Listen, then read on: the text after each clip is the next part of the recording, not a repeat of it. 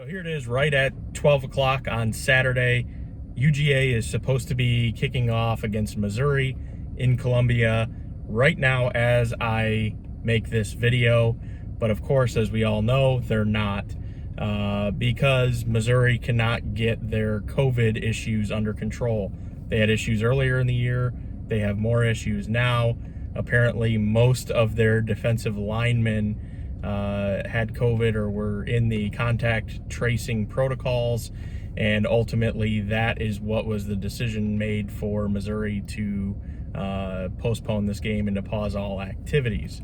So UGA's not playing this Saturday, even though they are doing everything right on the COVID side. There were reports earlier this week that in fact Georgia has not had a single positive case this season, player or coaching staff, which is amazing if it's true.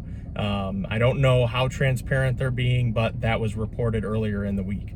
So this week, it's not necessarily a bad thing. It sucks for fans that we don't get to see UGA play today after already having a bye week a couple weeks ago. And I think we were even more anxious to see what was going to happen with the quarterback situation. And I hate beating a drum over and over because at this point of the season, this drum that we keep beating has a massive hole in it.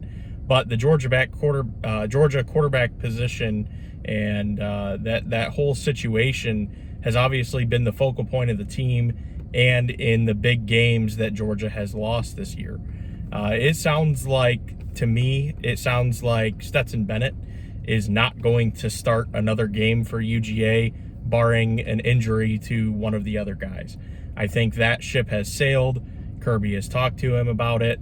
He played well for a couple of games, and then all hell broke loose, and he just can't figure it out now. And there's no upside with starting Stetson Bennett. I mean, his ceiling and his floor keeps getting lower every time he plays. So he's not the quarterback of the future. He'll probably be 4th or 5th string next season. There's absolutely no point in getting him any more playing time than he really needs at this point. Dwan Mathis is still a question mark, but he is an unimpressive question mark. Dwan Mathis has the athletic ability. He's 6'6", 230 pounds. He runs a 4.5 40. He's very fast, very athletic. He has a huge arm. We saw it actually last week when he missed on a 55, 60-yard deep shot that probably should have been caught by Demetrius Robertson. It was about half a yard too long. If Demetrius would have laid out for it, probably would have caught it. But he's got a big arm, but he has very little touch. He has very little poise in the pocket. If his first read isn't there, he kind of panics and takes off with his legs. But he also has very little awareness. This is the second game that Dwan has got significant meaningful playing time where he has been on the run and ran out of bounds before reaching the first down marker. Both times it happened on 3rd down. I don't know how you can teach that. It's simply just awareness of where the first down marker is on the field and knowing that you have to get there. For whatever reason, he can't figure that out. Luckily, he ran a QB sneak on the next play and ended up getting the first down on a 4th down conversion. But nonetheless, it still makes you very concerned about his awareness on the field.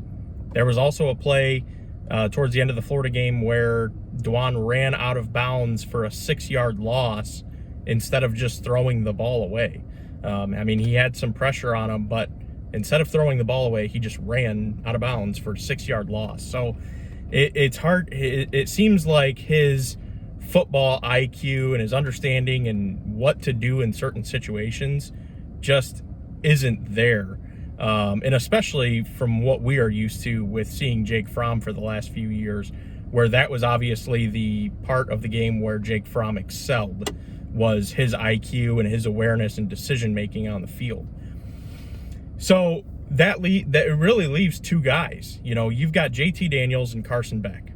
JT Daniels seems healthy enough at this point to where he can play. His mobility in practice no longer seems like it is a issue. The biggest question mark and concern is in a real game situation with him getting tackled, because obviously they don't tackle in practice.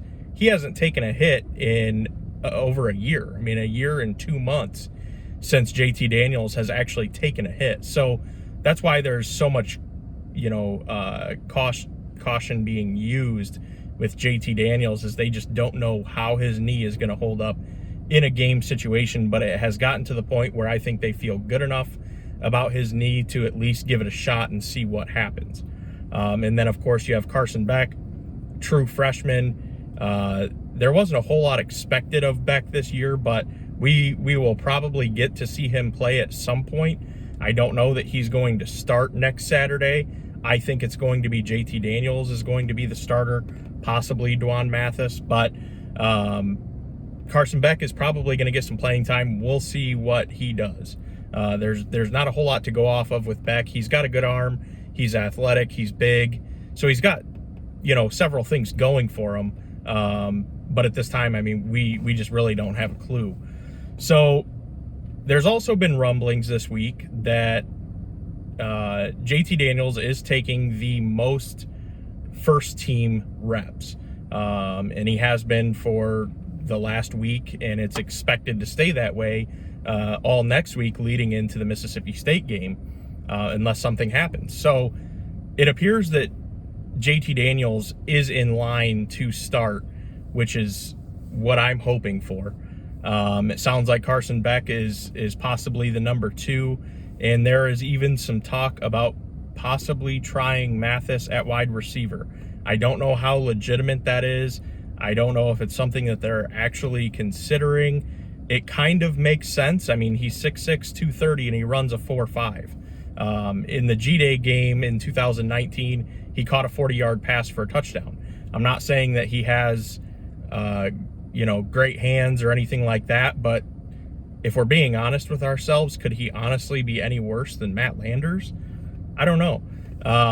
So it'll be interesting to see what UGA rolls out against Mississippi State and how this whole quarterback situation plays out.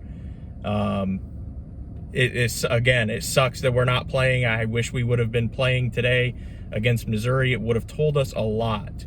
Whoever had the momentum as the quarterback this week, I think it would have given them more confidence. So it took a lot of the momentum and confidence away from who was ever going to be the projected starter for this weekend. But, all we can do is move forward and hope that we have a game next Saturday.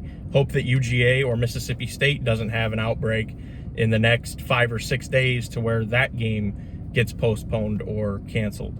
Right now, it's really hard to tell. I mean, COVID is going nuts everywhere. So hopefully we have a game. Hopefully the rest of the season plays out well.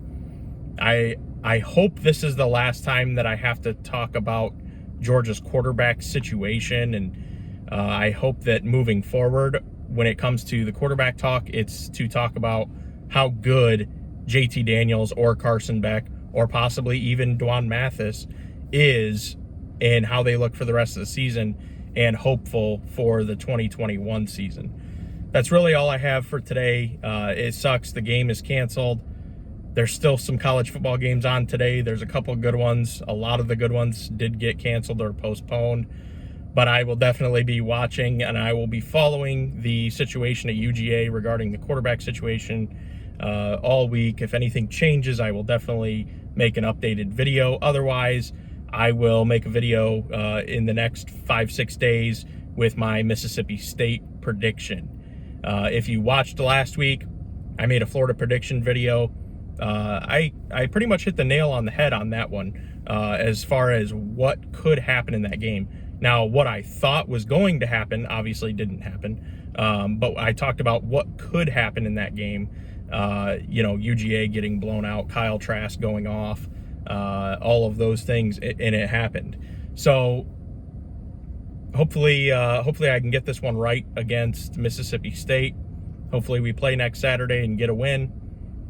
Take care, stay safe, and we'll talk to you in a few days.